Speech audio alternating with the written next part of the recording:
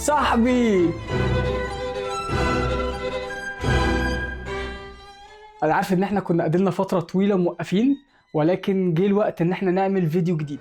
ومفيش انسب من ان ذي هانسر بعتولي ان انا اعمل ريفيو على البلجن بتاعهم، فهيكون في مفاجأة في اخر الفيديو. ولا ليه في اخر الفيديو؟ احنا نقولها دلوقتي.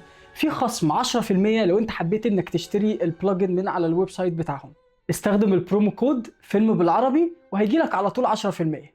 واحلى حاجة ان انا في الريفيو هنا هقول رأيي بصراحة تامة، وفي عيوب وفي مميزات. بدون كلام كتير تعالوا نشوفه. طيب زي ما انتم شايفين هنا الفيديو عندنا. اوكي، نروح للنودز هنا ونحاول ندور على دي هانسر. مجرد ما هنعمل ابلاي، طبعا في حاجات كتيرة بتتعمل، فاحنا اهم حاجة ان احنا نيجي في الاخر و disable all tools. اوكي، طيب الانبوت بتاعنا هنا، الفيديو الفوتج بتاعنا هنا متصور على السوني الاسلوج. طبعا انت هنا تقدر تستخدم اي حاجة حتى لو الفيديو اوريدي كان ريك 709 دايركت، ولكن هختار الكاميرا بتاعتي فين، سوني سينما لاين FX 3 اسجاما 3.7. طبعا بدون اي حاجة الصورة بتاعتنا اتعمل لها conversion، وده المنظر بتاعها. هل احنا نقدر نحسن من الصورة؟ ايوه، تعالوا نكمل على دي هانسر.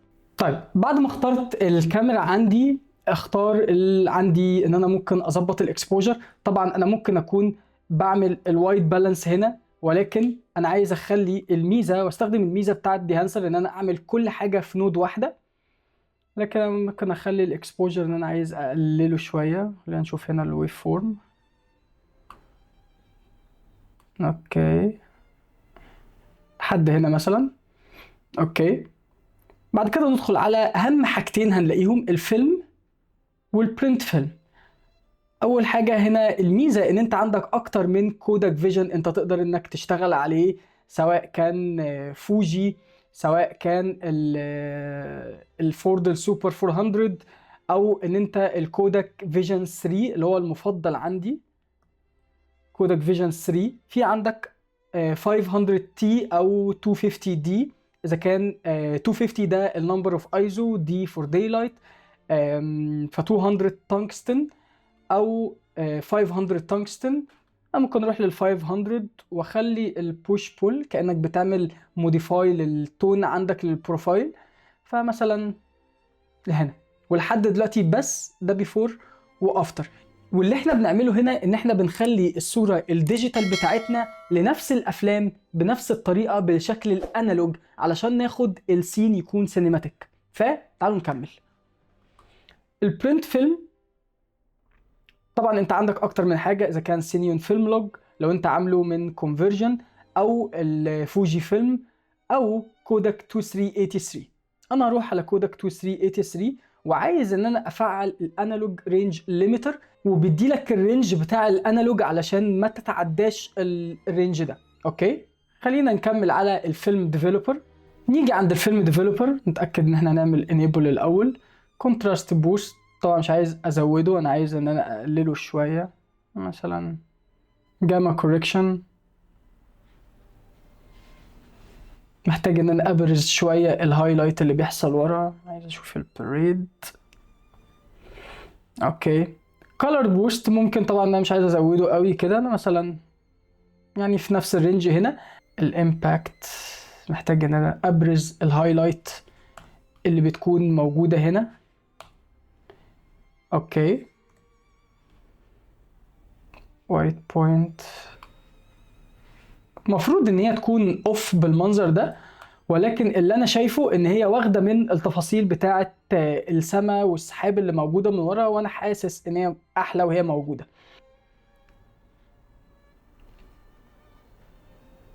ممكن الامباكت يزيد شويه. الاكسباند enable، خلي البلاك بوينت محتاجها مثلا كده. وايت بوينت محتاج ارفعها هنا. اوكي، في البرنت في الكودك عندي ال 2383 محتاج ان انا ارفع الكالر دنسيتي شويه، طبعا مش اوفر كده، شويه لحد هنا. تون الكونتراست ممكن والله ازود كونتراست شويه،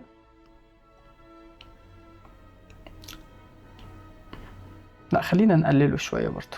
اكسبوجر خلينا نشوف، لا محتاج الاكسبوجر يبقى حاجه بسيطه قوي لفوق. نيجي للكالر هيد. اوكي انا محتاج طبعا، لو عملنا هنا اخترنا جانج فهي بتتغير كلها، وهنا علشان اعمل ريفاينمنت بسيط للالوان. اوكي فانا مثلا ممكن اخلي ان هي تروح شويه ناحيه الاصفر شويه، انا عايز برضو اخلي الالوان وورم الى حد ما. اوكي ما بين الماجنتا والجرين انا عايزها لا تروح ناحيه الجرين شويه. اوكي ناخد الماجنتا ناحيه الجرين شويه، والساين يكون ناحيه الريد شويه، مش بدرجه كبيره يعني مثلا. اوكي لحد هنا. اني نخلي فيه تون في منطقه الظلال والشادو، طبعا ده كده حاجه كبيره، انا مثلا عايز مثلا لحد هنا. ميد تون مش حاسس ان انا ممكن العب فيه قوي، ممكن مثلا لحد هنا. الهايلايت لا انا مش عايز اغير شكل السحاب خالص، فخليه زي ما هو. اوكي وده كده التون قبل وبعد، ده التون اللي احنا اخدناه.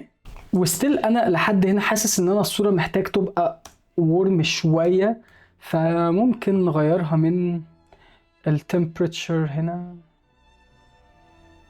اوكي مثلا نكبر دي شوية كده. اوكي نشوف كده مثلا اكتر.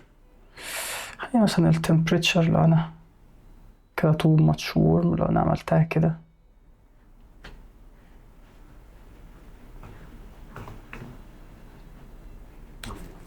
اوكي ده كده before after. وممكن نزود color boost شوية زي كده. تعالوا كده نشوفها.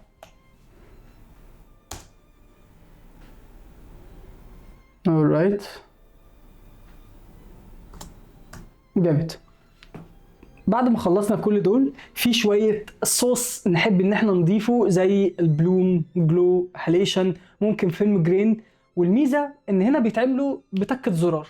تعالوا نشوف. احنا نيجي هنا على الفيلم جرين مثلا نعمل انيبل. المعلومة ان انت مجرد ما بتعمل انيبل بيجي لك المنظر كبير قوي زي كده، ولكن انا بحب اقلله للاخر. او لو انت حابب بدل ما تختار البريسيت ممكن تخليه كاستم وتتحكم في الشكل اللي انت عايزه، ولكن انا حابب ال 35 ايزو 250 وبقلل اقل حاجه.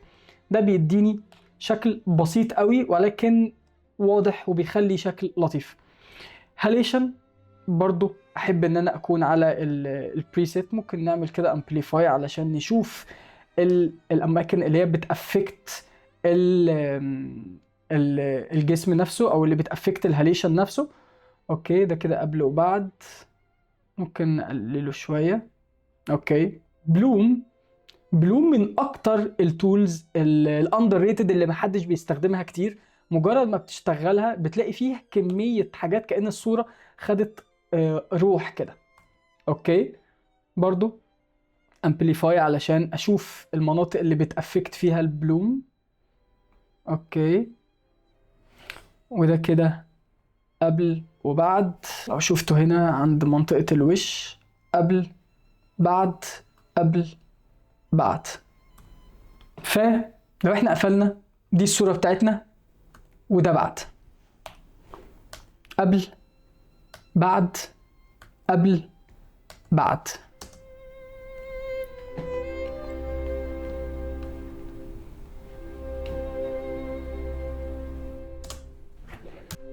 وبس كده يا صاحبي. تعالوا بقى سريعا نقول ايه العيوب والمميزات اللي انا لقيتها وانا بستخدم ديهانسر. اول ميزه ان انت سهل تعمل الفيلم ايميوليشن اللي هي المحاكاه بتاعه السينما في الانالوج. تاني حاجه ان انت تقدر تعمل كل التغييرات والادجستمنت في نود واحده فقط. طبعا انت تقدر انك تعمل الوايت بالانس والاكسبوجر في نودز تانية وتستخدم بس الفيلم ايميوليشن في النود بتاعه ديهانسر، ومفيش اي طريقه هي اللي بتكون الاصح فيهم. اهم حاجه انك تشتغل بالشكل اللي يخلي الصوره بتاعتك احلى. من العيوب اللي انا لقيتها ان انت مش سهل تتحكم في السكين تون، وبتحتاج انك تروح لنودز خارجيه علشان تتحكم في السكين تون او تتحكم اكتر في الهايلايت والشادوز والكونتراست. وما تنساش انك تنزله وتجرب الفري ترايل، ولو عجبك تقدر تشتريه بخصم ال 10% من البرومو كود فيلم بالعربي، وكمان هتلاقيه موجود على الاب ستور لو انت عايز تنزله على الموبايل. وبس كده يا صاحبي، لو عجبك الفيديو متنساش تعمل لايك وشير وسبسكرايب، وتاكد انك مفعل زر الجرس علشان تشوف الفيديوهات الجايه. بيس.